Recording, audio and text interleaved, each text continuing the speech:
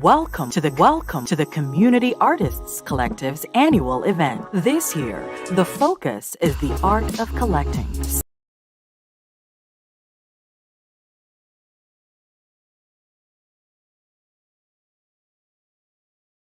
Welcome to the Community Artists Collective's annual event. This year, the focus is the art of collecting. Celebrating the Art of Collecting is a fundraising event for the Community Artists Collective, a 34-year-old nonprofit organization which focuses its activities on arts education, entrepreneurship, community development, and exhibitions.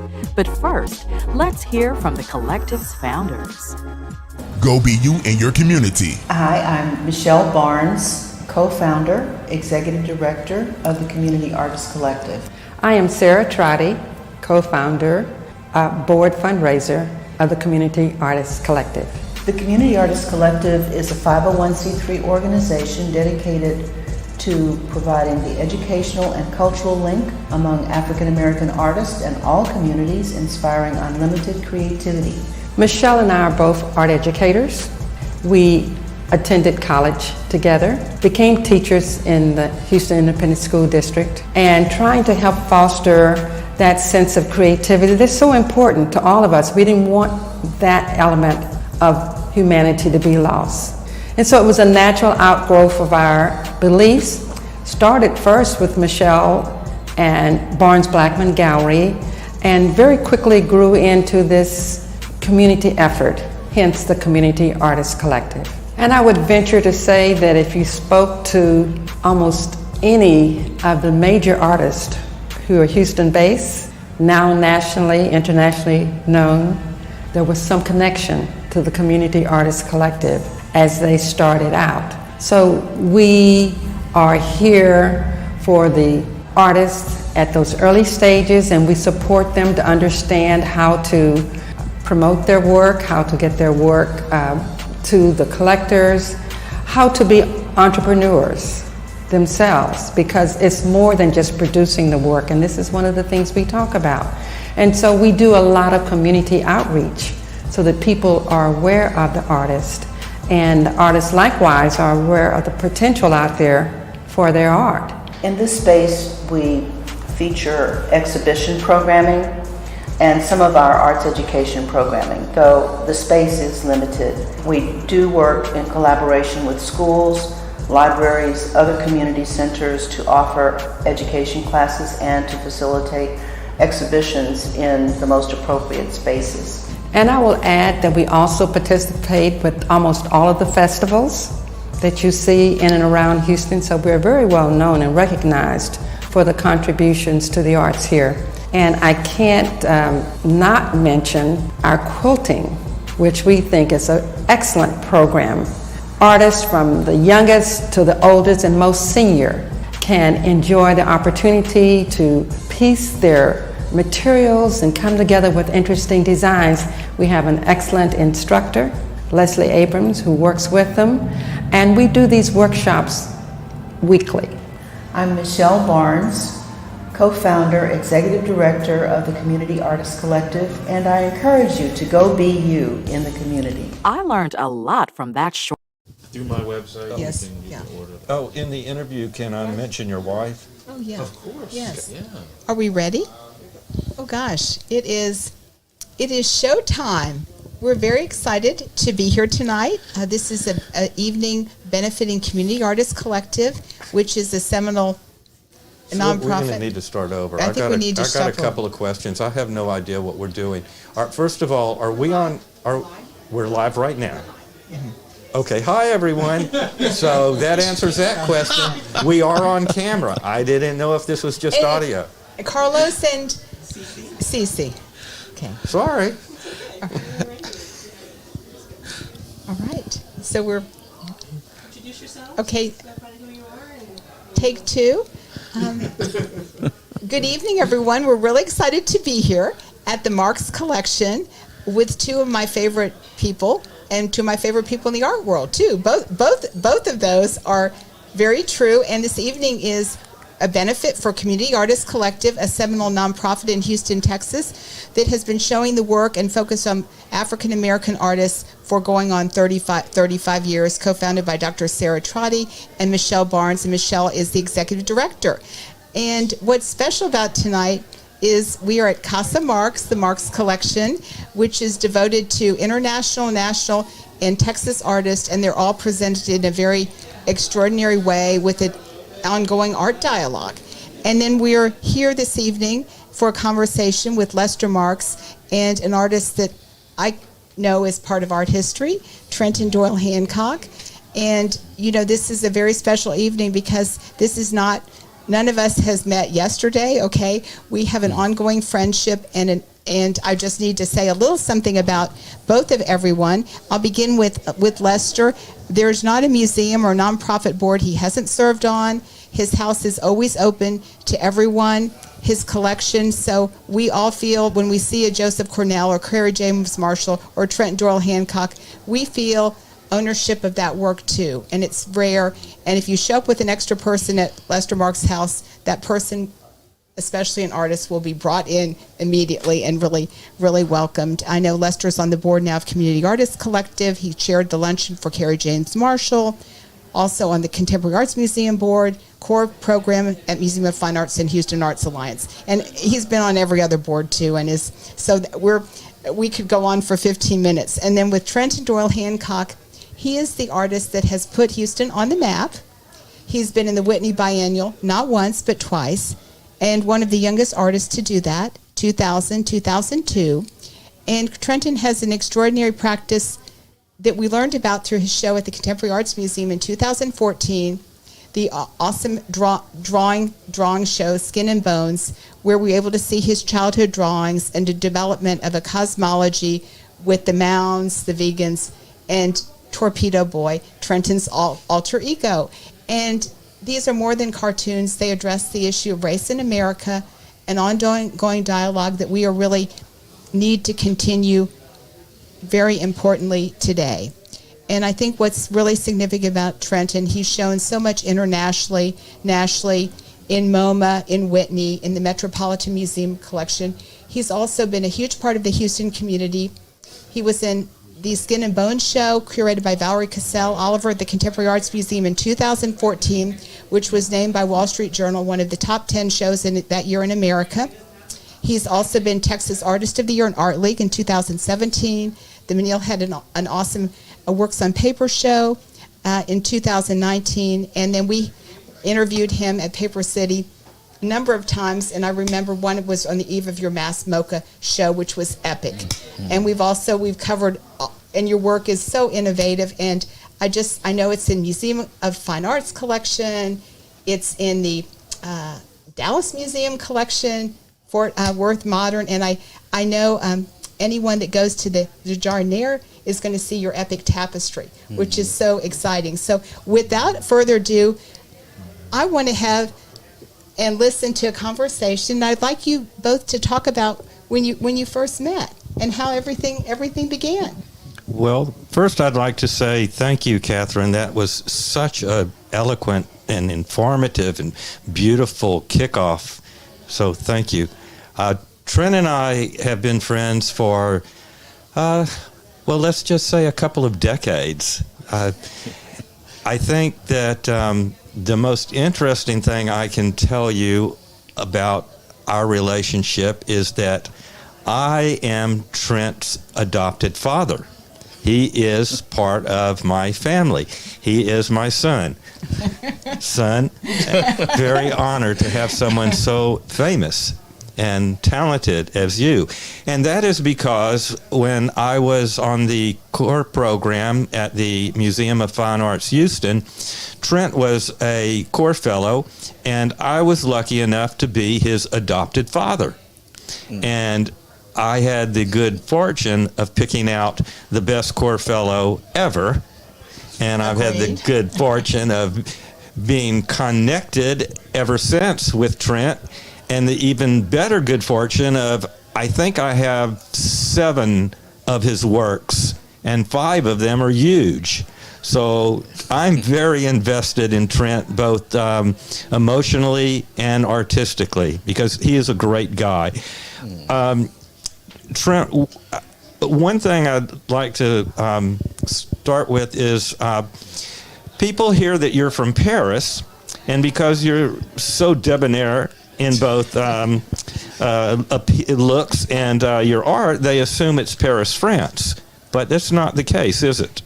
Well, firstly, I want to just thank you both. Thank you, Lester, for having me, and thank you, Catherine, for your beautiful words and introduction. Let's not sell Paris, Texas short. It's a fine city, and I was happy to have grown up there. But yes, I took my first trip to Paris, France, a couple of years ago, and it was great. Got to visit the Louvre, my favorite toy store, which is called Lulu Berlou, and left town with lots of beautiful things in my brain and in my eyes and in my suitcase, and but yeah, from Paris, Texas to Paris, France, has kind of been an exciting journey. So another thing Trent and I have in common is that I'm also from a very small town. I just did not grow up to be famous like this guy did. But Lester, you're infamous. Speaking of fame, I do want to say that Trent is represented by James Cohen Gallery in New York, which the New York Times at one point called James Cohan the greatest art dealer of our generation. So that's no small feat that Trent is represented by James Cohan. He's also represented in London by Hales Gallery, which is another formidable gallery in Europe. And so Trent, in your background growing up in Paris, Texas, at what point did you begin to become interested in the arts? It pretty immediately, actually. I was taken care of as a child by my great aunt. I called her Aunt Fan. Her name was Fanny, but she taught me how to draw. You know, she was able to draw farm animals, and at the age of 2 or 3, I would mimic the way she drew them. And so that was my first entry point into, I guess, drawing. And it was just, it became the way I identified myself, as like, I'm the kid that draws. And eventually it became, I'm the kid that paints, and I design toys. I want to design video games. So it was like one thing led to another. And I knew that was going to be what I did for the rest of my life. And did you have encouragement from your family? And then also to speak to the community that you were growing up in, because I wouldn't think that you were exposed to a lot of arts in Paris, Texas. I picked up art wherever I could find it, whether it was from television, like looking at cartoons, or the comic books I had, or the toys, and my peers. You know, I had some very talented friends that also drew, and so it became competitive. It's like, okay, he's going to bring in a Spider-Man, and my Spider-Man's got to be better than that. So it was this kind of back and forth, and I was very fortunate to have had that. But also, my family's super supportive. They're all artists in a way. My grandmother was a quilter. My whole family are gospel musicians. So my mother, I grew up, playing drums in the church, and my mother was the choir director. And so there was always music and attention to the kind of poetry and the kind of beauty of things. So I was definitely exposed to art. And Paris had an art fair every year. So starting from kindergarten all the way up through high school, I would enter and compete in this citywide art fair. And that was, precursor to the art fairs that I'm part of now. Well, let's talk a little bit about the type of art you do. For those of you that don't know, for most of Trent's career, and I think continuing to this day. Trent, some time ago in the early 2000s, created this mythology, this cosmology of otherworldly creatures that are predominantly controlled by the Mounds and the Vegans. And I wonder if you could speak a little bit to how you morphed into that direction and the meaning thereof. Mm-hmm. Well, I've always created characters. Like I knew from an early age, like in elementary school, that I wanted to participate in that way. It's like there's Spider-Man, Superman, the Incredible Hulk, all these characters that I would live through their, vicariously through their adventures, but then also feel like how do I become a participant in that way? So around the age of 10 years old, I created my own superhero, and it was me taking my glasses off, and I would become Torpedo Boy. Torpedo Boy at 10. And so incrementally, every 5-6 years, another character would come along, and I would put that in my vocabulary. And by the time I was in graduate school, I had all these characters, but they weren't necessarily interacting with one another. They were their kind of own separate things. And by the time I moved to Houston in 2000, I was able to unpack all of that information at Glossell, at the core program. And I had a moment of clarity that, this needs to be a narrative. All of these characters need to be introduced to one another and then find their futures and their pasts, really. So it became this starting point where I thought, okay, now I'm a world builder. I'm going to build this world out. And it has this epicenter, and things just kind of branch out almost like a network or spider webbing. And so by then, of course, I had accrued this interest in various histories, performance art, painting, comic books. So I wanted to weave all that together into a form that was uniquely my own, that felt like a home base that I could go to, but also provided enough movement in it within that space that it could grow. I definitely wanted to stretch my own abilities, and so creating that master narrative provided me a space to go into that. I could kind of be a scientist. I could test all of these parameters and the DNA of all these characters and really go deep into it.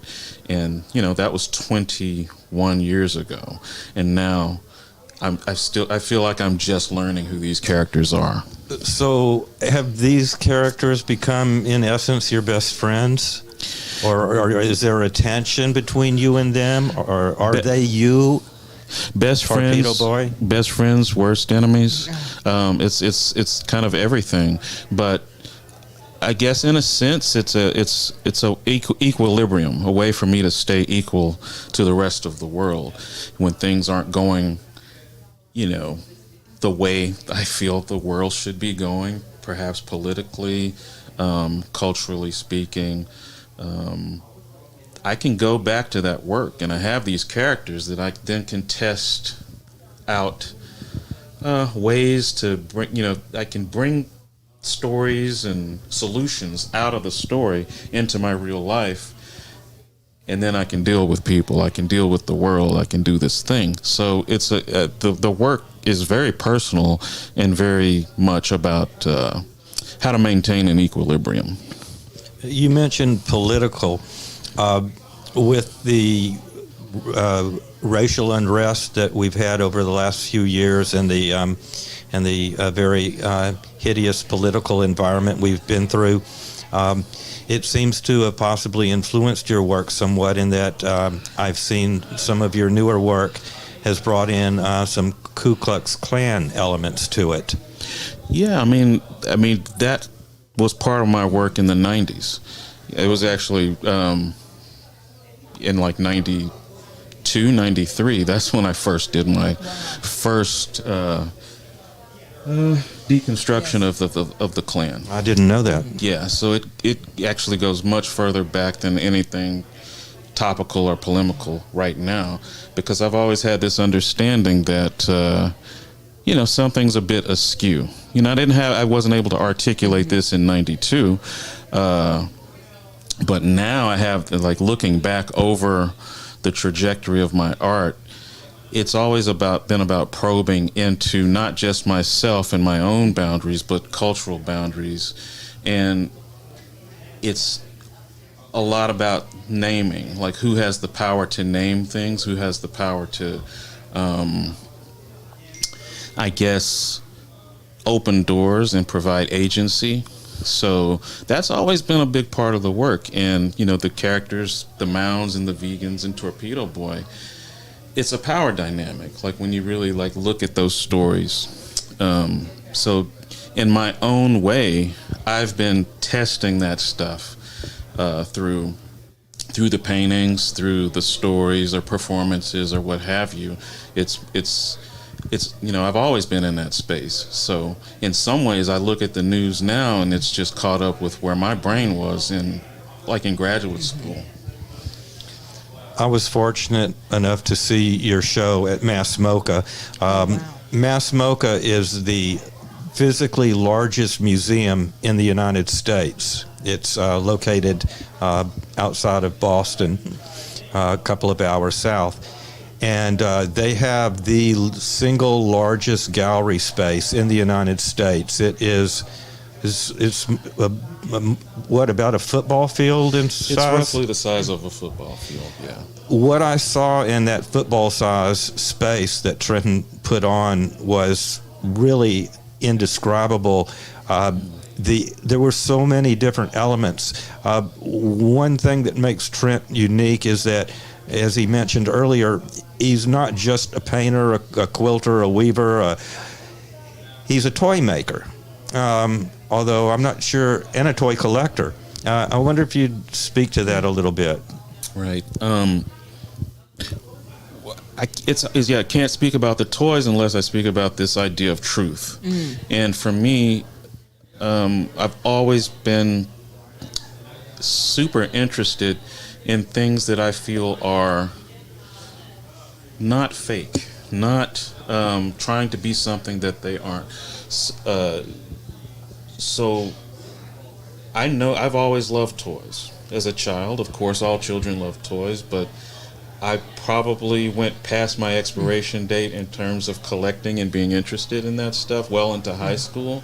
I was still going to the toy stores, looking at the shelves, and this is in the 80s. And it's not as unpopular to be a toy collector now. People don't call you a nerd or something, derogatory. But back then, they're like, how is this useful? How are you going into the next phase of life? You need to leave that behind. So I don't think my folks quite understood why I continued to be interested in such things. But for me, it felt like the truth. It felt like, why, if I'm interested in it, then I can't go against my own nature. So that has always been there, and it's always been something that's influenced my paintings, that kind of color. And what I brought into the paintings was the plastic elements, like plastic detritus or the tops off of Coke bottles or detergent bottles. I collected those when I was a small child. I would have shoe boxes full of plastic tops, and I just thought they were so beautiful. It was like someone that is a gardener. For me, that was my garden, was these tops. So I just went back to that as an adult and started collecting them again. It was like, this is the truth, because the young version of me knew what the truth was, because he hadn't been corrupted yet. And they're beautiful. Who says they're mean less than a sapphire? They're a very exciting kind of objects that are industrially manufactured to be beautiful. It's why they look like that, because the people that are selling that stuff to us know that when we walk down the aisle in a store, the brightest colors are going to get our attention, So there's something about that I have co-opted into the work, and there's paint and there's everything else. To see even one toy, which I have Torpedo Boy on my wall, is amazing. But just imagine a football size gallery, if you will, full of thousands of toys, each having a particular purpose and meaning. Again, one of the most magnificent installations that I've ever seen. Thank you.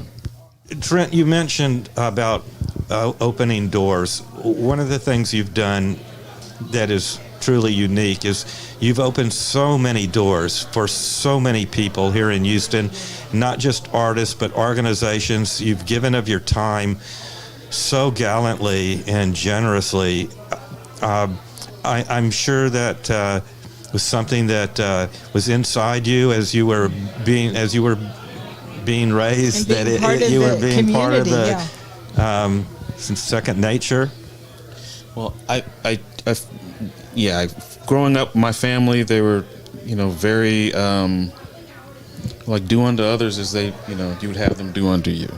I mean, I constantly go back to that, and if you put good energy out, good energy will come back to you. Sometimes it doesn't come immediately back. And sometimes you're not thinking in terms of putting that energy out. It's just, you just do what feels right. And Houston has been a really wonderful place. And as I was telling Catherine earlier, I didn't find Houston. Houston found me. And it absorbed me into its presence. And so 21 years later, it's like, oh no, this is the forever place. I might go off to, Paris or New York or whatever, but I always come back here. And, to think that I in any way have opened any doors is, hopefully it's just that I can reciprocate the doors that have been opened for me. There are so many young African-American artists here in Houston that look up to you, and they see what you've done, that you have stayed grounded, you've stayed connected to the community, and it has brought you great things, well-deserved. I would say that though you may not be the only artist in the collection of the Museum of Fine Arts, you are probably the most beloved artist in the collection. Agreed. As demonstrated by the new 40-foot, however long wall in Le Jardiniere, the new French restaurant at the MFA, where one of your works takes up an entire wall of the magnificent. So that's quite an honor. Well, I am totally honored, and it's a great institution, and I don't know what to say. I just feel good. Do you have any advice for younger artists? What might you tell them about your journey, both good and bad? Well, the best thing I can say is it goes back to what I said earlier about truth and trust. Trust in yourself. There's going to be tons of voices that are putting pressure on you to do certain things their way, to do things the popular way, but your voice may not be the popular voice, but it's one that you have to trust. So I'd say, I always tell artists to journal, like write a lot. Get your thoughts out of your head and out in front of you where you can see them, and that way you can really assess for yourself what the truth is, and then follow that. And that will take you a long way. I learned that from my dad. Write things down. Write your thoughts down, and you can refer back to them later, and you can see how you're growing, or if there's a lack thereof, which there never has been in your case. Very cool. So, Trent, a couple of years ago, you got married to an artist. What's going on with that? I did. Ju Young Che. She is amazing. It's going quite well. We just moved into a new place. She and me and our cat Lulu. So we're having a great time. It was the young old cat. You adopted a cat. Yes, you thought was 20, and she's ended up being. She is around 20 years old. But Ju Young, she's been working on a film for the past several years, and it's about to debut in a few short weeks here in Houston. So. Oh, that's wonderful. And she is not only a wonderful artist, but like you, a wonderful person. And this Thank great you. energy and collaboration and so much joy visiting. Well, thank you. And she definitely sends her love to both of you all, and wishes she could be here. And we're going to wrap up because Mr. Hancock is on his way from here to London. So it's really been quite an honor. And the paintings are going first, though, so they're going on Monday. Okay. Yeah. Well, it's been quite an honor to be able to sit down with you at this wonderful event. And Miss Ann Spahn, do you have some closing words for us? Well, I would encourage everyone to step out, be involved in the community, support artists, collect. You can buy something for $100 for an artist that's starting out. When you go to an event, there are many collect, support, be part of the community, of support a nonprofit like Community Artists Collective. And thank you for being here and everyone that's tuning in and listening. Yes. Thank you. Thank you. I'm so happy you have joined us this evening with our virtual exhibition here. I'm sitting right now at the Community Artists Collective Gallery, and I want first to mention the wonderful works around in this space and encourage you at some time to come by and visit. The exhibit is Newer Forms, and it's up from October 29th through November 27th. Additionally, let's go back to the auction now. You'll see the piece that's on the easel here. This wonderful piece is by John Duncan, and it's entitled Miles Would Dig It. It's a 20 by 16 piece, and John Negrasso Duncan has used in the center of this piece the CD cover. So you have an authentic piece that's a collectible with wonderful swirling colors that represent some of Miles Davis. And so it's called Miles Would Dig It. If you've not already purchased your raffle, by all means go online and do so. To the Community Artists Collective, www.thecollective.org. We had some other pieces we want you to look at as well. Right next to me, this wonderful platter is by Nell Gottlieb. It was purchased by Jan West, and Jan has donated it for the auction. This plate was in an exhibit called Hooked on Cotton in 2019. There were wonderful pieces there. Actually, I purchased a piece myself. So this is a great piece for this auction. And if you like ceramics and you like history, you'll certainly want to put your bid in for the piece. And it's called, I want to make sure I get this correct now, I'm Not Thornton Dial. It's a 14 by 14 piece of ceramic. It's China paint and hand-built porcelain. We have another piece to share with you as well that's in the auction, and it's by Joe L. Mercer. I have it sitting right here by me. I want to show it to you. This one is called Second That Emotion by Smokey Robinson. It's a wonderful collage of works, images of Smokey, and it would fit with any decor, and any person that loves Smokey Robinson will certainly want to have this in their collection. And then there's one more piece I certainly would love to share with you.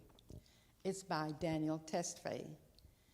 One of Daniel's pieces sold for a very high price last year, And now we want to share the piece that he has for this year. And that piece is called Urban Conversations. And it's a very large piece, 30 by 24 inches. And it's over here right behind me, if you can get a look at that. It's a wonderful piece by Daniel. There's so many pieces in this auction. These are just a few. Don't wait too long to get your bid in. Go online to www.thecollective.org and place your bid for the many pieces that are there. Thank you. Let's meet the honorary chairs of tonight's event, Cheryl and Percy Crusoe. Collectors in their own right, the Crusoes are successful entrepreneurs and model business leaders. Cheryl is a 36-year industry veteran and is currently President Emeritus of Wealth Development Strategies, LLC, and published author of Real Lives, Real Money. Percy Crusoe IV is president of Frenchie's Sausage Company, Inc., and has been a business liaison of Frenchie's Chicken, one of the most popular Creole cuisine restaurants in Houston and surrounding areas, since 2006. Well, I would like to say that we are both honored to be honorary chairs for the Community Artists Collective. We're both very busy. And but we love Michelle and Sarah and the work that they've done for so many years in the community. We are art collectors and love art, so it was something that we could not say no to. So we are honored to be selected to be honorary chairs this year. One of the things that was an introduction to art in my family was Dr. John Biggers. He and my father attended Hampton together and were very good friends for a long time. And my mother also attended Hampton, and they were there together. And when Dr. Biggers was at TSU, and my family moved here in 1967, Dr. Biggers actually spent a lot of time at our house. He would come over, I would say, almost daily. And one of the things that he gave to us were proofs of some of his works that he had done. And in our home that we lived in when we moved to Houston, my mother set up a room dedicated to him. So the entire room was white, and the furniture in it was white, and the rug was white. The whole room was white, but it had black and whites of Dr. John Biggers, and he gave each of us in the family a piece that he named and gave to us. So that was, my first introduction to art here in Houston. And that's a wonderful one. We love Dr. Biggers' work. I unfortunately did not have the opportunity to grow up in a home with art. And really my first introduction to art was Project Row Houses. And I was one of the founding board members. And it was just such a energetic place. And I loved the uniqueness of art and community, and having a place of art be sort of the safety net of Third Ward, the community that we lived in and raised our children in. And so I got to meet a number of wonderful young artists, and to see them at work, and all the installations over the years that Project Row Houses had, and the various forms of art that I wasn't aware of, that art was just not painting. It could be a lighting installation, just all the various forms of art. And so I fell in love with it, and I was able to collect a number of pieces of young artists at the time whose work now has become quite well known. So, and through that experience, my daughter got to meet Rick Lowe, the founder, and she fell in love with art and started painting. And so she paints and as well as a singer now. So my educational background is in law. I grew up in Washington, D.C., and my grandfather owned real estate. And so I was the one that kept his books as a very young child.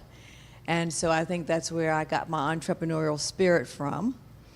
I had a scholarship to attend the University of Houston, even though I wanted to go back to D.C. to go to Do you have an Howard. audio level? My family had moved to Texas, and I got the scholarship, so they said, you're going to go where the money is.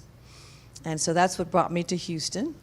I did an internship very early on, thank goodness. I thought I wanted to be a CPA.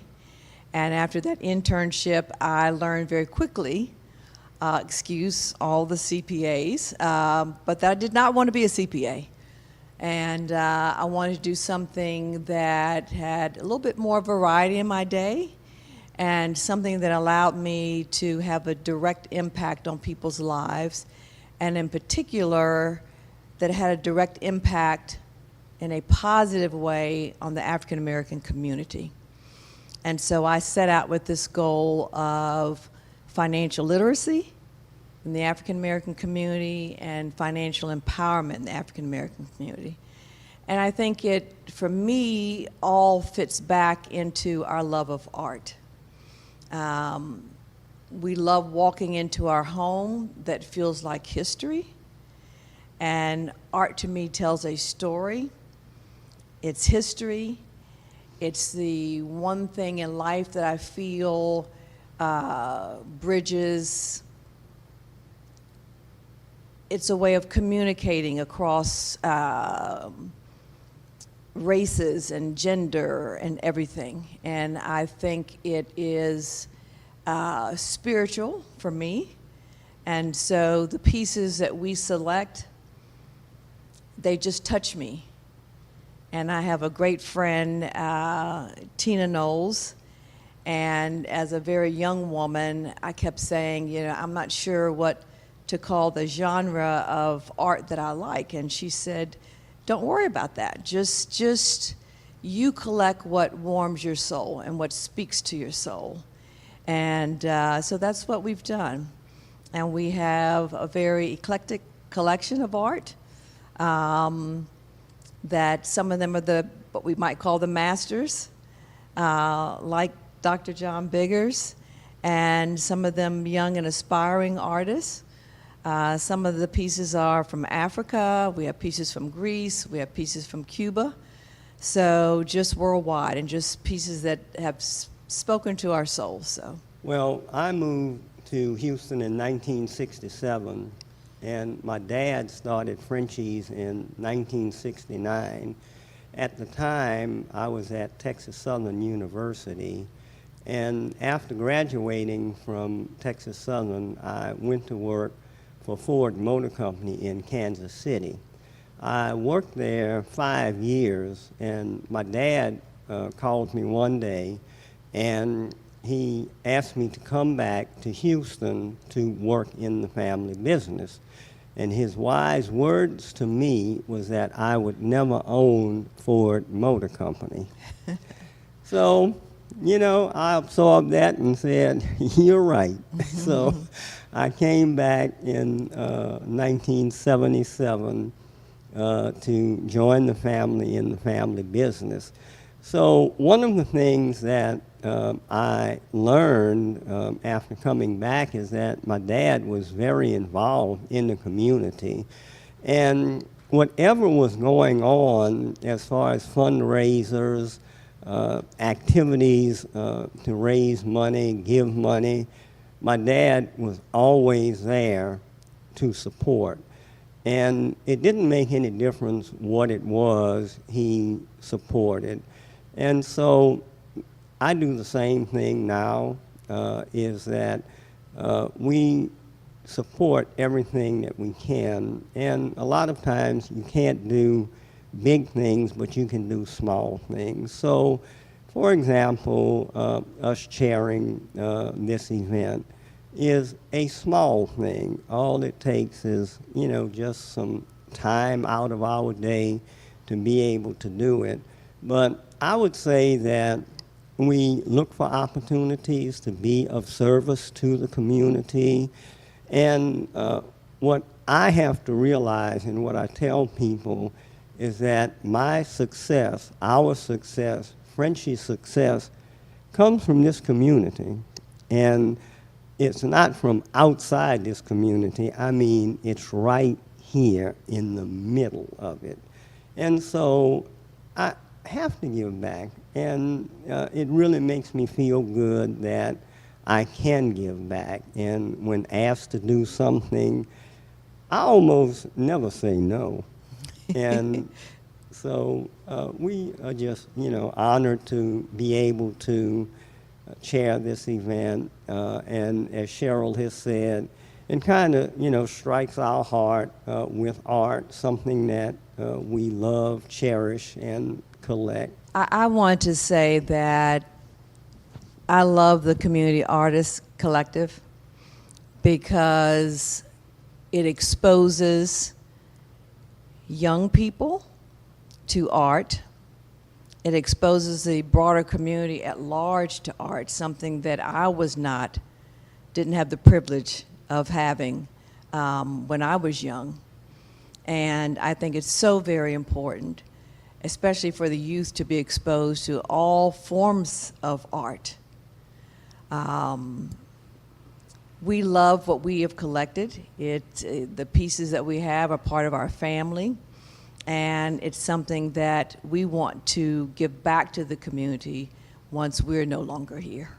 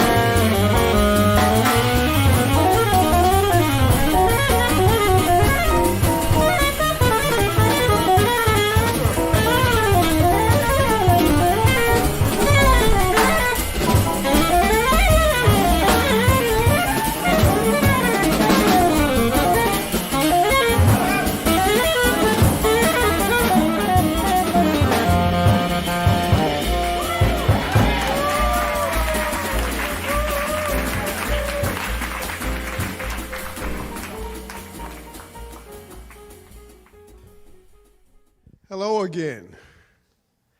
I am, again, Barry Barnes, the president of the Board of Directors of the Community Artists Collective. And I am here at this moment to talk about a couple of ways in which you can participate in our fundraising event. First, we have a raffle, and this is a very interesting piece. It's by John Duncan, and the title of it is Miles Would Dig It. Dimensions are 20 inches by 16 inches, a very colorful piece, and if you can see it close enough, there's a part of it that's taken from the CD cover of one of Miles's famous albums, Bitches Brew. It's a wonderful piece, and actually, I was hoping that it would be in the auction because I was going to bid on it, but the organizers decided to make it a raffle item, which we all would get a chance to participate in, and I just hope that I win. I need to buy a lot of raffle tickets. Moving to the auction, the piece to my left is by Romeo Robinson, and it's entitled, I May Have Been Born Yesterday, but I Stayed Up All Night. It's 18 inches by 18 inches, and it is a wonderful piece. That will be on the auction. It's part of the auction. The next item is by Eddie Fowler, Jr., and this item entitled Louis Armstrong Showtime. It's all on canvas, 20 inches by 16 inches, and it is over my right shoulder. You can see it there. Another wonderful piece. It is interesting to note that artists are inspired by musicians. We have a piece that is entitled Miles Would Dig This, and then we have another piece that invokes Louis Armstrong, two of the more famous jazz artists in music history. The last item that I want to talk about is by Douglas Welsh, and it's entitled Pearl's Dream, and it's an 18 inches by 20 inch piece. Do I need to pick this up? And I will pick this up and so you can see it. Again, this is a wonderful abstract piece. I believe it's house paint on canvas, which immediately piqued my interest because I do paint houses. The real houses, not paint houses on canvas, but the real houses. But anyway, this is a wonderful piece as well. And so these are just examples of the wonderful artwork that will be available during this event, either for the raffle or during the auction. And as I said before, I will be bidding on all three of these pieces, and I will buy plenty of raffle tickets to ensure success in the raffle. I hope that you join me in competing for these pieces. Thank you very much. Well, thanks so much, Barry. And like he said, keep bidding out there. Well, the virtual audience will now get some insight from the collecting wisdom of Lloyd Geit. Lloyd is an award-winning former television reporter and a recognized collector of African and African-American art. In fact, he has a stunning collection. When you enter Lloyd's home, you might think you've walked into a museum rich with art from around the world. But Lloyd actually lives in his art-filled contemporary home he built 2 years ago for his art as he continues to manage his African and Afro-Cuban art gallery in the heart of Houston's legendary Third Ward. Sarah Trotty sat down with Lloyd in his art-filled museum-like home to talk about why he collects and gain some real insight on the art of collecting. It is so wonderful to be here with you and in your home, and to have an opportunity to talk with you about the art of collecting. We know that's your passion. It is my passion. It's something I've been doing since I was pretty young. You know, that whole term collecting means a lot of different things to a lot of different people.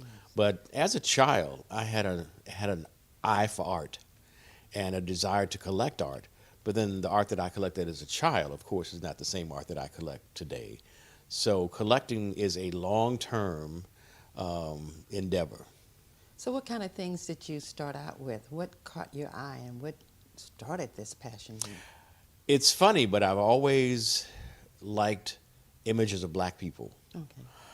When I didn't have money, that's not to say that I have much money now, when I didn't have money, I would go and get a calendar and cut the black faces off of the calendar, go to the Goodwill or the Salvation Army and buy frames and frame them and put them in my house.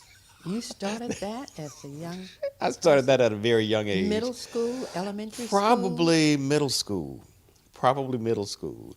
And then even throughout college, you come to my house and I had those same pictures on the walls because I couldn't afford anything. But I also knew what art could do and would do for your sensibilities.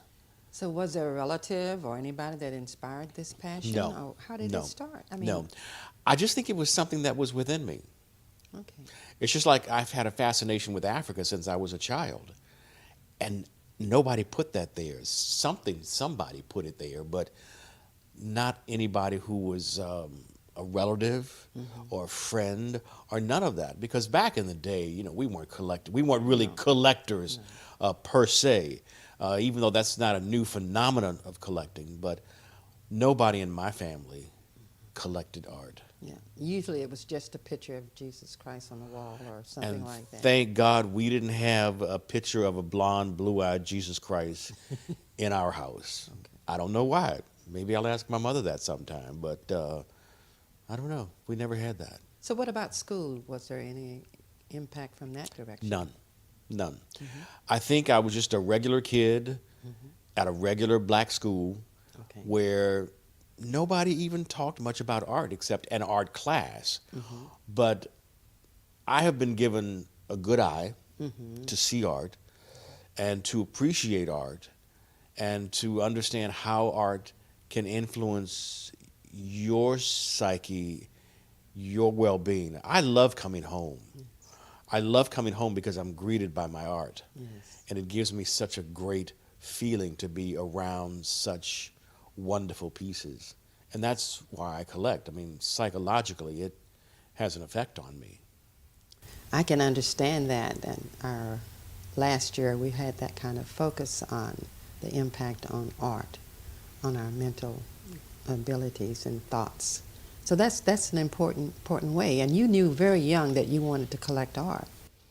I did know. I don't think I would call it collecting because I didn't know what that term was, but I knew that I loved art. And as long as I loved art, I knew that I always wanted art around me. And as I grew older, it just became more common for me to consider myself a collector.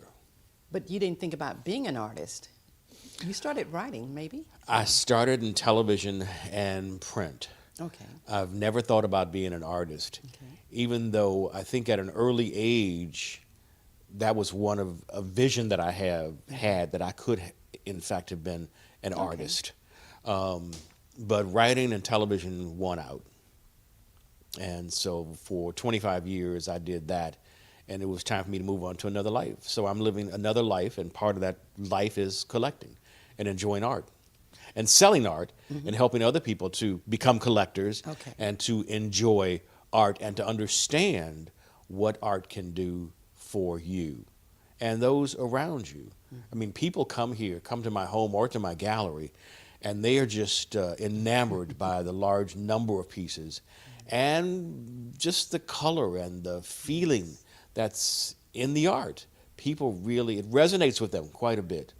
And that makes me feel good. Yes, it is. It's mutual. To make other people feel good makes me feel good.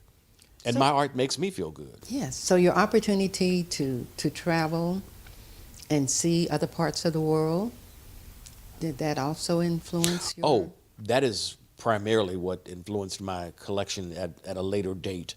My first trip to Africa was in 1974, shortly after I finished undergrad. And I fell in love. I was smitten. And I fell in love with the art. And when a lot of people talk about African art, even though I collect all kinds of art, when we normally talk about African art, we think of masks and fabrics and statues. We don't think of what I call fine art, original paintings by African artists, which is another whole dimension. So that is primarily what I do now as a collector and as someone who is a buyer for my art gallery. That's primarily what we do, the paintings, the fine art by African artists. And that's what we do. But yeah, my trips have certainly influenced my art collecting. You know, I spent 6 weeks in Russia, and of course I fell in love with Russian art. Who would have thought? And everywhere I go, because the art is so different in various places. It's like out of all the countries in Africa that you go to, they have such different art from the south to the west to the north to the east, and you're just like a kid in a candy shop. There's so much beauty there. But you got to be, as a collector, you can't get too ahead of yourself because you got to watch your pocketbook. That's important. That's important. And art is visual. That art is definitely visual. So no matter where you are, there are going to be things that are going to impact you visually in some ways. What are some of the things that really stood out in your travels that influenced where you are today with your art? Wow. I think just the fact of opening my eyes to the world as opposed to opening my eyes to a city or a smaller place.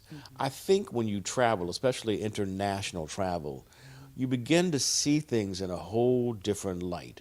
You begin to see how people really do live. And to me, that's important. There are no boundaries, or at least I try not to set boundaries in terms of what I do. Even as a collector, I try not to set boundaries in terms of, oh, well, I didn't like that art, or I didn't like that art because it's from there, it's from there. No. I try to be an open vessel and let things just be poured into me when it comes to art and collecting art. And it's a very individual, very subjective thing. What you like, I might not like, and vice versa. And I tell people, buy what you like. Yes. Buy what you like. If you can afford it, buy what you like. Unlike some of my friends who can afford $100,000 John Biggers, I can't afford that, but maybe I can afford a lithograph or a limited edition print or something like that. Even though I do encourage people to buy as much original art as they can. I would tell a collector, if you can buy original art, buy original art. And people were like, well, where do you buy it? Here in Houston, Texas. There are artist communities all over the world. There are some great artists right here in Houston. And if people say, well, what should I collect? I'll tell them, find some local artist whose works you love and buy original paintings from them. Because you never know. It's just like a John Biggers. You never know how big those people are going to get. I hear stories John Biggers would do work and give paintings, original paintings, to friends of his and classmates of his. Who would have known that a John Biggers might be worth $1 million today? Who would have known that back then? So I take a chance collecting local artists whose works I love. I mean, I have several local artists. They are here. They are in every major city. And chances are you can afford their work, which is important. Yes, and so we're at Collecting 101. Collecting 101. Getting started, even if it's something quite small, and even if it's making a relationship with an artist. Which brings me around to the fact that a lot of times we look outside of where we are to think that something's always better. But Houston is definitely a magnet for the arts and a great local place, and you've had some experiences. Houston is a great market for local African American artists. And unfortunately, they are at a point where they need as much support from us as possible because they are not given what's due in terms of white galleries. It's usually the creme de la creme of African American artists that can get into a white gallery. Most of them, because there are not many black galleries in the city of Houston, which is another sore point. We need more representation in terms of Africa. We have an African art gallery. We don't sell African American art, but we need more galleries that sell African American art because we have such great artists here in the city of Houston. I mean, I could name 7 or 8 artists that I collect locally who I think are just at the top of their game, and they are still affordable. Collecting 101, like you said, get something it doesn't have to be outrageously large, as you said, but you can still find really large pieces at good rates from a lot of the local artists here. I'm a big fan of several of the local artists. Yes. And when we look at the market now, there's so many young artists, contemporary artists, who are working in contemporary styles. Mhm. And so we get to this whole point, well, what is black art? It's a whole nother issue. What is black art? Collecting 101. What is black art? That definition has certainly expanded because you mentioned the contemporary artist. And I'm not sure how I feel about the real super contemporary artists. A lot of the stuff that they're doing now does not resonate with me. But I'm kind of considered to be an old school collector. So there are certain things that don't appeal to me that are being done by black artists, but they're still artists and they're still to be respected. And somebody's going to come along and love what they do, despite the fact that I might not love it. But I tell people, buy what you love. Mm-hmm. Unless you're at an economic level where you can buy for investment. That's collecting 202. Yes. If you can afford $500,000 for an Elizabeth Catlett or a John Biggers or any of those people, buy it. I can't, but I can still love it and admire it and tell other people who have $500,000 you should buy that. Well, part of what we do at the collective is we try to encourage not only emerging artists, but emerging collectors, Mm-hmm. those beginning collectors who want to learn about what we do. So we have salons, we have workshops, we have entrepreneurship programs, and sometimes collecting lead into a business like yours, and sometimes it doesn't. Mm-hmm. But it's still collecting, and that's the most important thing. So talk to me a little bit about it. You have to teach collecting. It is almost like a course. You need to learn, first of all, that there are people who collect. And you should try very hard to become a collector. I think that that's just one of the most beautiful things out there, is collecting art. I mean, you can collect a bunch of other things, but art in particular, but it is something you need to learn. There is, like you mentioned, Art 101. I mentioned Art 202 or 201 or whatever.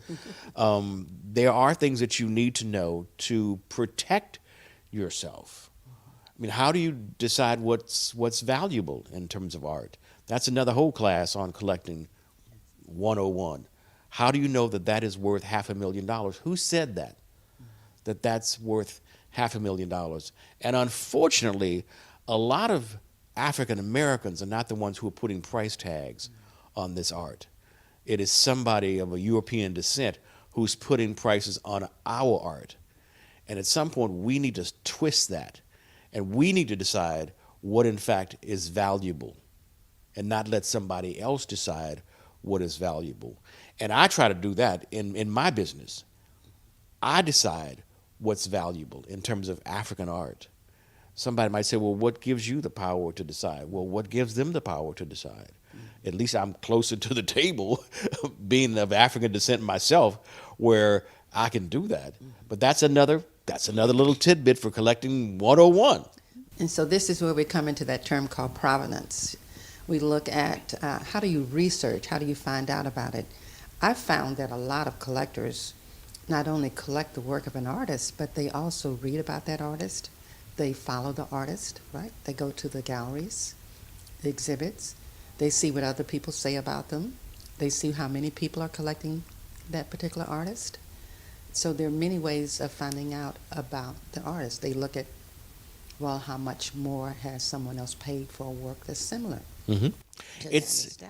It's not that difficult to find out the pricing. I mean, thanks to social media, especially you now. can find out anything. I was appalled when I found out just through social media what somebody paid for a house, and I'm like, that's personal information. Why would the world have access to that? But the positive side of that is that you can find those things through social media, who the artist was. Now, unfortunately, because people don't necessarily take African American art and artists, don't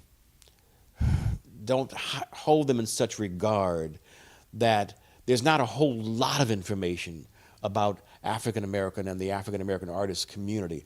You know, we know about Elizabeth Catlett, Jacob Lawrence, and people like that, but there are a whole... Kerry James Marshall. Yes. All those who've made it.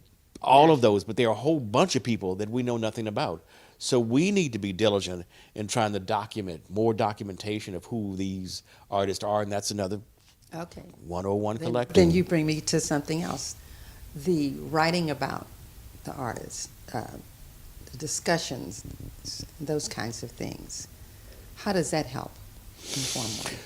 Well, I try to find out as much information about an artist as I possibly can, especially if I'm going to buy the piece, so I can be able to talk with that artist. That's easier said than done in a business like mine when you go to Africa, and getting a bio of an artist can be a little more difficult than one would think. I mean, I've actually gone to the extent of interviewing some of my artists themselves, getting information from them, coming back here and doing bios on them, and then sharing those bios, which are their bios, with them, because they didn't have access to putting together a bio. Again, you want to have as much information, especially if social media doesn't have it. You want to have as much information about your artist as you possibly can. Which is another thing about the young artists. Many of them need to engage. You know, I've heard many artists say, well, I just make the art. You know, I need somebody else to do all the rest of the work, to talk about it, to... That's a luxury. That's a luxury that most artists don't have. Right. If I look at an artist who says, well, I don't sell my art, I let somebody else do that. But I'm like, if you don't set the tone, then chances are somebody might not ever come across your path to help you on your journey. You might have to do this journey by yourself. So, like, I had to learn about business. An artist needs to learn about marketing. You need to market yourself and not wait on somebody else to market you, because people want more than just your art. They want to know who you are, what inspired this, and what kind of person are you? I need to know about you as an artist. But so many artists say that, especially the young artists. They're like, oh, I don't have time to do this or time to do that. I'm too busy painting. I'm like, okay, well, chances are you won't be going too far. You got to multitask and tell people who you are and why you are. And that's important. And that's why going out to these exhibits and networking and getting to know the gallery owners becomes an important part of being an artist as well as a collector. So, you know, many artists are also collectors as well, because that informs their own art. I found reading, and I want to get to that a little bit because you're a journalist and I know how important reading is to you, and talking with people. Yes, what does that do? I think for too long, especially again with social media being the way it is, we don't connect. We don't connect like we used to connect. We don't sit down and talk about whatever we need to talk about. We're texting you 3 words here, and you know, we just don't do what we need to do to keep in contact and to share personal moments. There's only so much you can share in a text. And you can't necessarily communicate feelings. And that's what we need to do more of. Like, I'll sit down and talk to an artist for a long time to figure out what it is he or she does and why it is. And if you can't explain that to me in a text, I mean, I don't think that I'm going to get from a text what you can give me in person. Now, collecting 101, sometimes it's difficult to meet with these artists, but you can always try. And because I was in television for so long, I was able to actually meet with the artists that I collect, a lot of them that I collect. So persistence. I think if you're persistent about wanting to meet the artist, and if the artist has a showing, go to the show.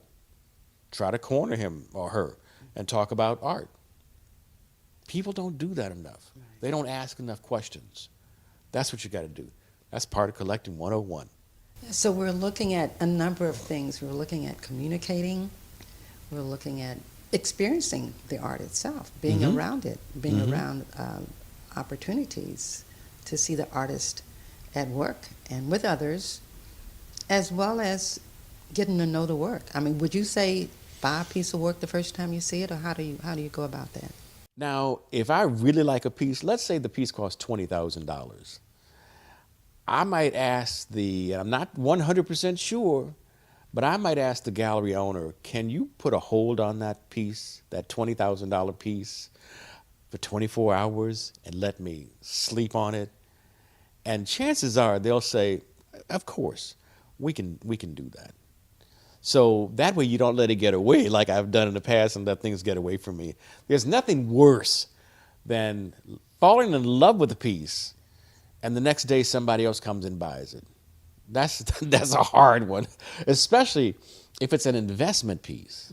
And that's what I did. I walked away from an investment piece that I did love, but it was a great investment because it was an artist from the Harlem Renaissance, and it was an original piece. It was small, but it was wonderful, and I walked away from it. Yes. And you've had so much that you've been able to share with why you collect, and we appreciate that so much. I've learned a lot. The pleasure's mine. Yes. And I hope that our audience has learned a lot by hearing and seeing you as you talk about art and art in your life. And I hope you've touched a spark somewhere. I mean, I feel your passion. And I'm sure that others can feel it over the screen.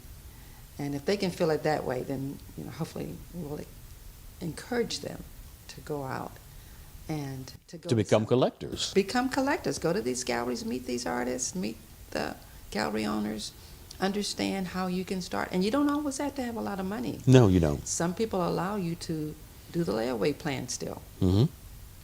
We call it art away. We call it art away. Yes. Well, thank you, because these issues need to get out there, and we need to teach more people about collecting. I couldn't agree more. Thank you so much, Laura. Thank you. Well, hello again, everybody. In just a moment, you're going to get a chance to meet two wonderful local artists. But first, I want to talk a little bit about the collective and about Michelle Barnes, who many of you know, and Sarah Trotty. And really, the whole beauty of the collective is the women that run it, because they are really, I've always referred to Michelle as kind of an earth mother of art. There is virtually no artist in town who doesn't know Michelle, who hasn't been nurtured by her, and she really is just such a key element when it comes to artists, certainly artists of color in our city, and we're very grateful for her. Well, there are a lot more things to cover, including opportunities, as you heard, for both our online virtual artists, which is all of you out there, and our in-person reception guests. You can purchase raffle tickets. These are fantastic. It's an original piece of art, John Negrasso Duncan's tribute to Miles Davis, entitled, you're going to love this, Miles Would Dig It. And he definitely would dig it. And then there is the online art auction of over 50 works by recognized local and Texas area artists. You don't want to miss out on that. Don't forget your auction bids and your raffle ticket purchases. So while we're sitting here talking, you could already be shopping out there. It's always exciting to be able to do two things at one time. Well, I want to introduce you to three artists who are in Lester Marks' collection. And as we've told you, Lester Marks is a collector on a scale all his own. But in particular, I want to talk about two gentlemen here. Mark Francis is a multidisciplinary artist who deals primarily with the perception and intimate knowledge of oneself and others beyond superficiality. And we're going to let him explain to us what that means. We have one artist who is not here right now. And why don't you go on back there for me? Erica Alonso is a Cuban-American artist working and living in Houston, a self-taught artist, and an unabashedly painterly painter. And finally, Lamont French survived COVID, bless your heart there, and reignited his career as a result. He has a Basquiat influence in his work, but he's quickly creating his own style. He began curating his own solo shows at spaces like the Houston Museum of African American Culture, or HMAC, one that I'm very intimately familiar with, and the Lloyd Geidt Gallery. So we want to talk a little bit, first of all, I think I'll make you my first victim, if that's how they put it. That works for me. Yeah, absolutely. Now, you work in multimedia. Yes. I know that much. What would you say is your inspiration? What really moves you? Honestly, Black folks. My work deals with, as you said, the perception of self and others, primarily in the Black community, and it's really a focus that's important to me because I think it's more important how we see ourselves than how anyone else sees us. Yeah. Right. So my work deals a lot with that, the pride of being Black and the beauty in the mundane, everyday us. I always like to ask artists, first of all, why you decided to do this. So many of us fancy ourselves to be artists, and we're not. But what moves you? What made you start painting in the first place? Well, my brother. My brother was an artist, and when he passed in 2008, I kind of was reignited in my passion for art to kind of continue the legacy for him and myself. Yeah, well, first of all, let me say how sorry I am that you lost your brother. But I'm sure he is very happy to know that you continued the legacy that he started. To think so. Yeah, absolutely. So when you get started on a particular day, what moves you? Do you get up every morning and paint, or do you just do it when you really feel the mood? Nah, it's kind of a Chuck Close thing. Like, you know, the professionals get up and work. So every day I go into my studio and I work. And if I'm not feeling it, that's fine. Turn on some music and let's get to work. All right. Lamont, do you work that way too? Or are you pretty much a get up and get going every day? Yeah, I have a studio space to where, if need be, I actually could live in there. It has a bathroom and a shower, a kitchen, a sink. Just because from one of my mentors, he taught me that as long as you're in that space, everything that's in there that inspires you, you have a relationship with it. Even if you're not working, like Mark said, you're still in there and you're listening to music or you're writing. You know, I'm always trying to use different techniques, whether it be collaging or, you know, actually contemporary painting or just looking at different styles. But for me also too, I use a lot of content in my work. So I'm always surfing the internet. I'm looking at what's going on today. And then I have a lot of history books because I like to bridge the gap between past history with what's going on in current history. And that's either through religion or fashion or mythological legends or things of that nature. Just because I like to remind people what has happened and why we are where we are with the content of today. So that's the premise of my work. Boy, it sounds like there's such a breadth of work there to cover. Now, we said that you were inspired initially by Basquiat. What about his work really moved you? You know, for Jean-Michel, it was the content. It was how he was always able to take these childlike figures but give them heavy content. And then just the fact that he was self-taught and he birthed a whole genre of artists who weren't refined. Right. And he was still able to communicate and create beauty with chaos. But honestly, my biggest influence is Miles Davis because not just him, but like jazz artists like Thelonious Monk, Duke Ellington, John Coltrane. True jazz artists, so the purest form, yeah. And the reason I look at them as my biggest influence is because they're making art without a picture and without words. They're making just these noises. So I studied the composition of a jazz song that they put in. And Miles Davis didn't write sheet music. Yeah. So it has to flow because my work is kind of chaotic. It's funny because Mark was actually, in the beginning of my career, he was one of my first interviewers. And we talked about just the influence of Jean-Michel, but being able to kind of find my own path. And that has helped me just by studying a different discipline of a type of creative. Yeah. So. Well, next time I'll let you do the interview. I had no idea there, but that's a good thing to know. How would you describe your style? How would you describe your work? Well, for myself, I call it a simplistic complexity. Okay. So it's where you take these simple images. It could be a magazine cover. It could be a car. To use those two examples. So I made, instead of making Vogue, I did a magazine cover and I called it Vulture. And it just talks about the nuances and the contradictions of which we have in the political system. And then, like I took a taxi cab and I used that as the premise and main face of a $100 bill. Because propaganda is what drives revenue throughout society. Yeah. So that was the basis of it. But that's just a couple examples. The content, that's what is the basis of my work.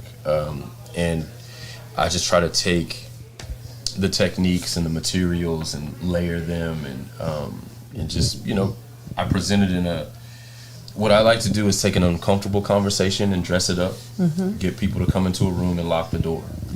And then we'll have the uncomfortable conversations that they don't want to have about the work. So. All right, because he mentioned that, why don't you ask him a question and you get to ask him one. Wow. I know, I love this. I love when artists get to talk to one another. So, where's that? Since you were the first interviewer, you get a chance. Well, so I'm actually interested because I know that you are delving more into what you believe is more you. And I can say from seeing your last show, your work is taking a turn, and you are showing us more of yourself. What do you think the true impetus for that was? Like, where do you think that started? I had to kind of dig a little bit deeper in myself to what I was going through in my own life experiences. Yeah. And that I was a little bit more vulnerable in my last collection in June, which was titled Fuego. Yeah. So just being more transparent and more vulnerable in my work, and also too just practicing and honing in on my craft. Yeah. So that's where that comes from, and then also too taking the things that I learned from people that have mentored me and influenced me, and then kind of just creating it within my own style. How do you feel about that though? As far as like this new trajectory for your work and how it's evolving, how do you feel about that? It just feels natural.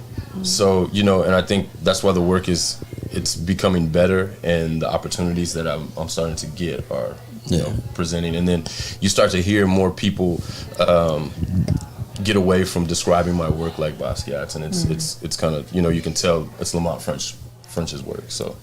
And I'll just say I told you so. All right, what's your question for him? Because I know we've only got a little bit more time.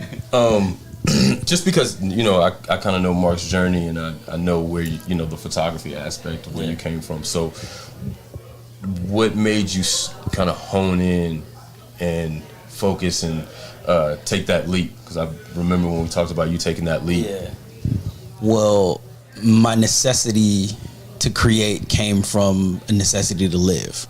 Right, so dealing with the depression that I dealt with and all of that, on the backside, I had no choice but to create, right? Because it not only helps me to learn more about the people that I've photographed and created these drawings from, but it also helped me to learn more about myself through the creative process, right? The decisions that I make, the way that I'm honing in on the energies from the images of these people and things like that. It's like a convening of spirits and being able to really delve deeper into who I am as a creative and why I need to create. Yeah. Oh, next time I'm going to just cut out the middle one, which would be me, and let you all interview each other.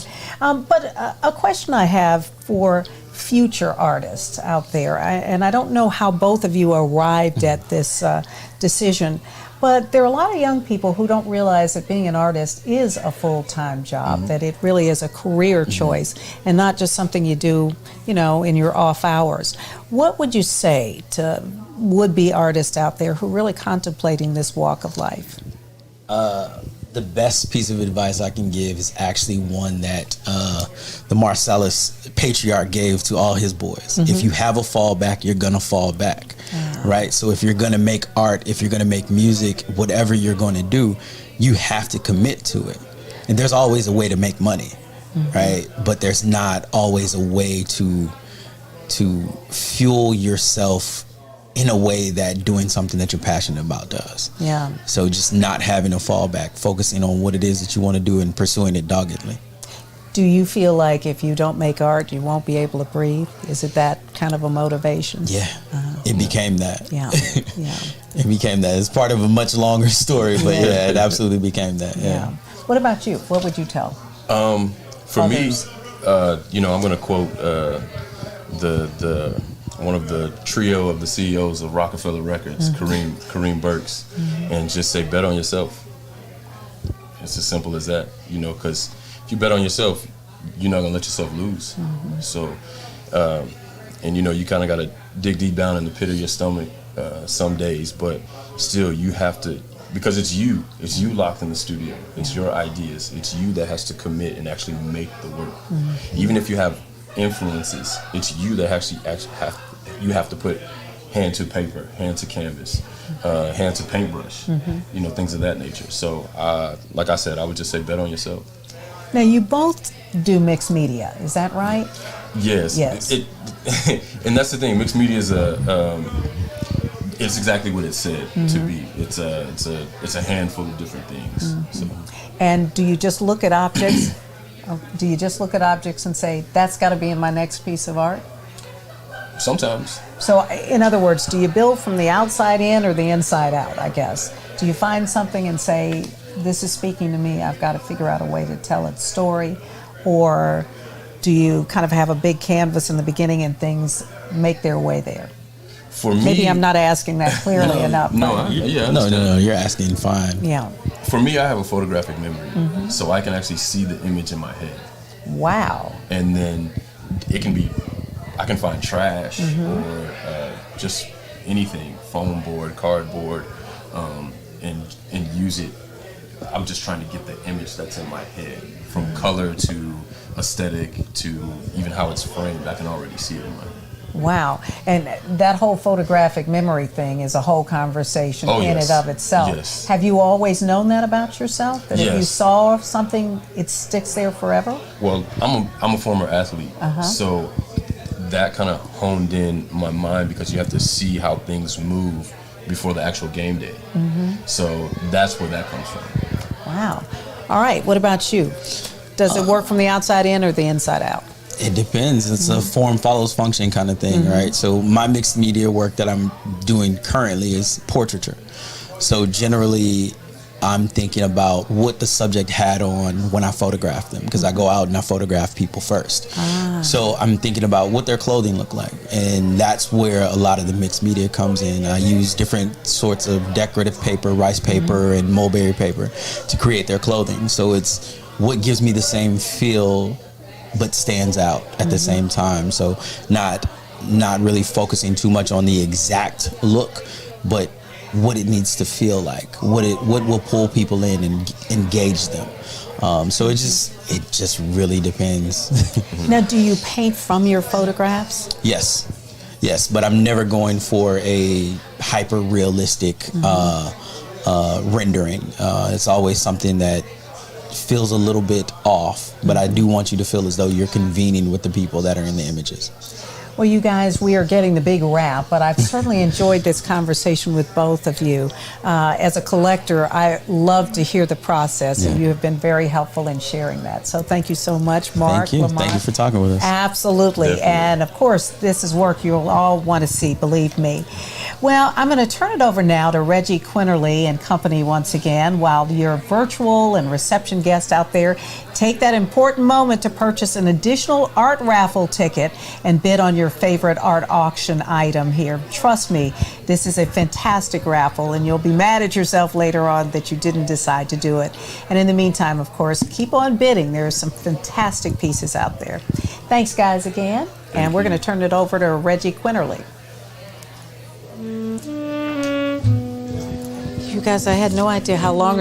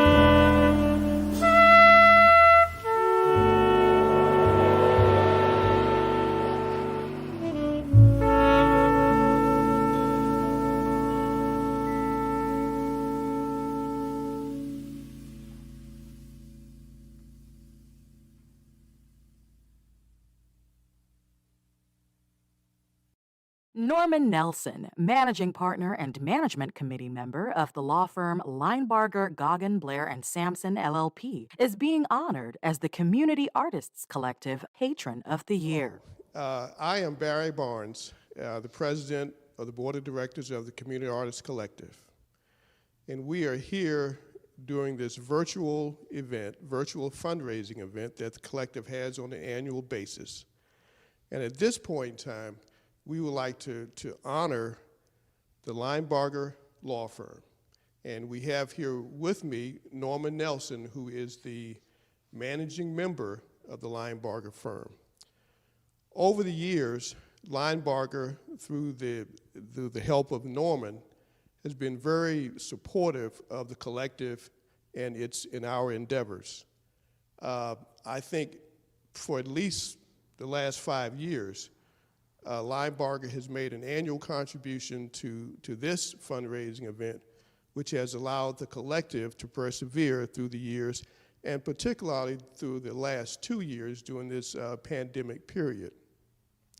So this year, we would like to honor Norman Nelson and Linebarger Law Firm as the Community Artists Collective Patron of the Year.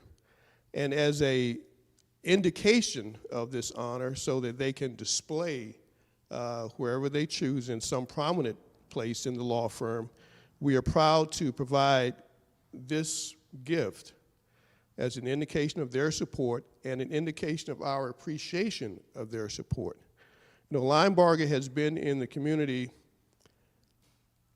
for decades, since the early 80s, working on behalf of municipalities and other governmental entities in terms of helping those entities meet their revenue projections. And they have done a wonderful job for the city, wonderful job for Harris County, wonderful job for Houston Independent School District, and in turn allows them to be the patron, the philanthropic entity that this community needs. And through their generosity, they have benefited the collective, and we would just simply thrilled to be able to honor them this year in this way as the Community Artists Collective Patron of the Year. And I'll turn it over to Norman to have him to say a few words. But again, Norman, thank you very much for your support. And we thank Linebarger, your colleagues, your partners, your members. Everybody plays a part in this, and we thank them all. Well, no, this is quite an honor, Barry. And on behalf of the law firm Linebarger, again, I am really, very appreciative and honored, for this.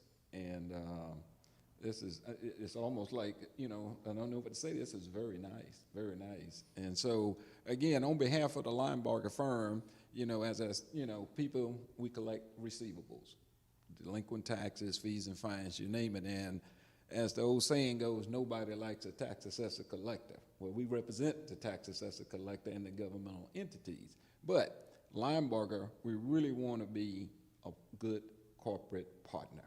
And so all of our employees, self-included, it starts with me, all the different communities where we live in, work in, play in, we want to give back. For school districts, education foundations, we really play a large role in that.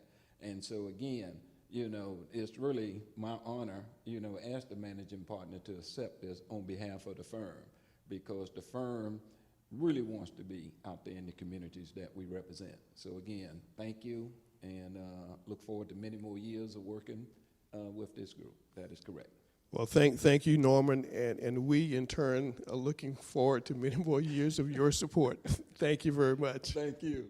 Leanne Carrier, Artist in Action. Leanne Carrier, a visual and performing arts coordinator of the Cy-Fair Independent School District for over 5 years, is the recipient of the Community Artists Collective's 2021 Artist in Action Award. I'm Sarah Trotty with the Community Artists Collective. And each year, we produce an award for the Artist in Action. The Artist in Action Award is given to the artist who's done so much to help the community in the arts. And Leanne Carrier has done just that. Leanne, you've been there in times when so much has happened. You were there after Harvey when the Community Artists Collective went to the Astrodome and provided classes and services for youth there. You helped with supplies.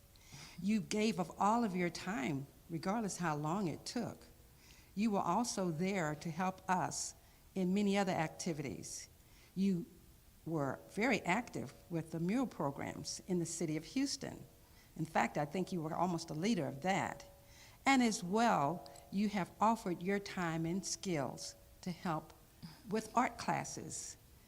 These kinds of activities demand a lot of time, and you have given of that time. You are certainly an artist in action, and it gives me great pleasure to give you this award.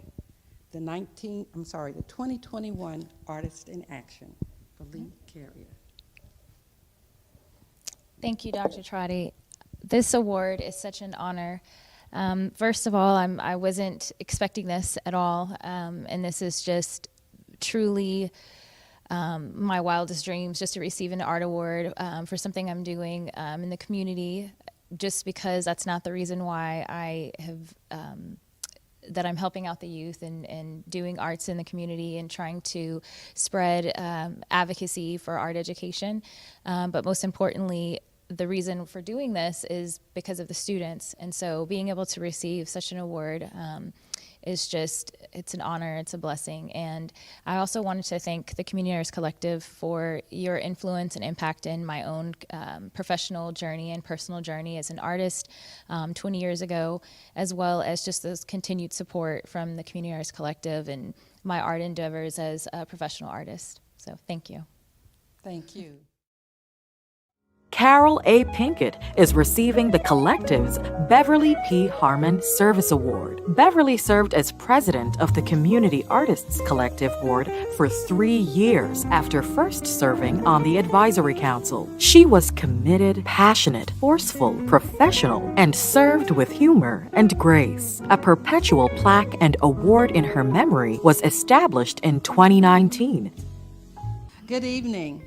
I'm Sarah Trotty with the Community Artists Collective, and I'm very pleased this evening to present to you Carol Pinkett. She's going to receive the Beverly Harmon Service Award. And Carol, this award for you is really meant for you. Beverly was the kind of person that gave so much of herself. There wasn't a moment when she didn't have time to help out. She was quite a leader too. And she knew how to keep things on track, and that helps me think so much of you. She was the kind of person that could serve with a smile. She could give you a joke about what you've done wrong, and you took it as a joke. She was just that kind of person. So service with a smile, regardless to what the demands were. She met those demands. She was a true volunteer. And I know you know what a volunteer is, because That's right. You are one. Well, I think I am. You have volunteered to so many areas, with voting, with helping people with management. You were on our advisory council before you started finding so much time to give us as well. And you took the leadership of that council, calling people, getting them engaged, and now there are many, many more people engaged because of you. Well, that's a nice thought. I think also they have a commitment. And all the people sometimes need is someone to ask, will you? And they say, okay, I will if you ask. So oftentimes I think volunteerism is there. We just don't know how to nudge it out of people. And it's something that I think is very needed, especially in our community, and especially with the Community Artists Collective group. And that's something you've done very well. So this award, the Beverly P. Harmon Award, Service Award for 2021, says this award is presented for untiring support, generosity of time, and willingness to go beyond in service to the Community Artists Collective. Well, and that's we great. thank you. I thank you for this. I thank you and also the board and everyone else who had an idea that Carol Pinkett should, be considered for this. This is quite an honor to follow this young lady. I didn't get a chance to know her well, but evidently, I hope I'm laying a foundation for her legacy to continue, because I would hope that this award would be given every year and her name would be mentioned every year. I think her family would be very happy about that. And truly, this is the case. There's a perpetual plaque that hangs in the collective office, and your name goes on that plaque as well. Wow. Okay. And then the award you take home with you. Oh, wonderful. So wonderful. We thank you so much. Well, thank you. Thank you so much from the bottom of my heart. You're welcome. What a program. This has been a wonderful night, and we can honestly say that we have enjoyed being in the company of some exemplary art supporters and participants. Before we go into our major announcements and end this extraordinary program, we have a few announcements and reminders that we need to state. The online auction winners will receive notice from the auction company. Winners will be able to pick up their objects from 12 to 5 p.m. at the Collective, Thursday through Saturdays. The Collective's address is 4101 San Jacinto Street, Suite 116, Houston, Texas. The phone number there is 713-523-1616. But an additional reminder with regard to the auction does not end until the 19th. So anytime after the 19th, you can come by the Collective during those hours, during those days that I just stated, and pick up your piece that you have won in the auction. The Collective is also assessing this event and encourages you to complete and submit a short online questionnaire. Every category will be assessed. The virtual program participants, raffle participants, auction participants, and in-person participants will be assessed. That helps the Collective make our next event even better. There are other acknowledgments that we would also like to make at this time. Most importantly, our underwriters. Our underwriters are HEB, through the wonderful work and relationship that we have with Renell Herron, the Group VP of Public Affairs, Diversity, and Environmental Affairs. We also want to thank Barry Barnes and Associates, PLLC, for their wonderful contribution as well. Our other sponsors for tonight's event are Norman Nelson, Managing Partner of Linebarger, Gogan, Blair, and Sampson, Percy and Cheryl Crusoe, Lester and Penelope Marks, Russell Jackson, who is President and CEO of Decision Resources, Inc. And I want to mention Lester and Penelope Marks again because we are in their wonderful home, and so they have opened their doors to us for this evening. So let's thank them one more time. Further thanks, as always, for any event such as this will go to our board of directors. Their names are displayed on the screen, but I will read them nonetheless. Myself, Barry Barnes, Susan Bynum, John Peavy, Renell Herron, DeMonica Pearson, Dwayne Simpson, Daniel Tesfaye, Sarah Trotty. Thanks also to our Collective staff, and their names are also printed, but I will read them as well. Michelle Swain Barnes, Executive Director, Leslie Abrams, our quilt studio instructor, Miles Payne, Exhibit Coordinator, Terry St. John, our marketing consultant, Shannon Teasley McNichols, our development consultant. Also, we want to give thanks to the CAC, the Community Artists Collective Advisory Board members. Their names are printed, and I will not recite them for because of time pressures. We want to thank our participants and donors whose names appear on the screen. the featured artists, Trindall Hancock, and our silent auction artists, Erica Alonzo, Mark Francis, Lamont French, and our art auction donors, including Joe Acker, Sean Artis, John Negrasso Duncan, Eddie Filer, Elizabeth Shelton, Shaniqua Smith, Douglas Welsh, and Charles Washington. A few more thanks. This may seem to be going on and on, but we do have a lot of people to thank.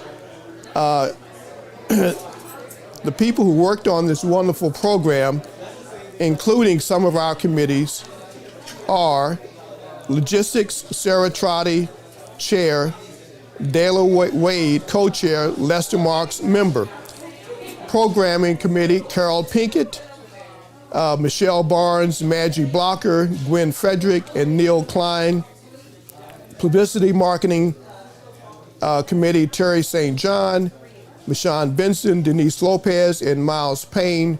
Tracking and Assessment Follow-Up Committee consisted of Mary Ashley and Russell Jackson. The Auction Committee consisted of myself and Michelle Barnes. The Fundraising Subcommittee consisted of Sarah Trotty, Vicki Trammell, Susan Bynum, and Jan West, and Daniel Tesfaye. And I want to just give another thank you for Sarah Trotty. Sarah Trotty is the fundraising committee chair, event chair, and she has worked on this event very, very diligently, spending long hours to pull this event off. And I think she's done a wonderful job, and we also owe her another round of thanks. One last committee that we want to talk about or mention is our 35th anniversary committee. This is the collective's 34th year. This is collective's 34th year. And so next year we will be celebrating our 35th anniversary.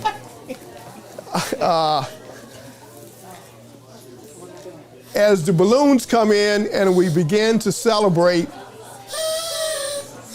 sit down. Sit down, sit down, sit down. As the balloons come in and the noise makers,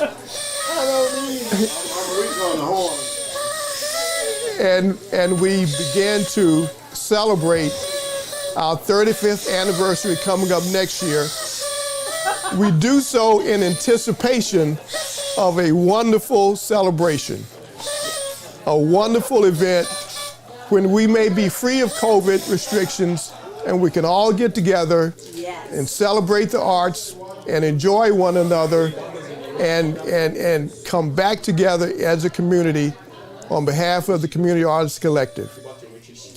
That is our last word for tonight, and I want to thank everybody in this room and outside of the room, those who we mentioned, those who we have not mentioned, for this wonderful evening.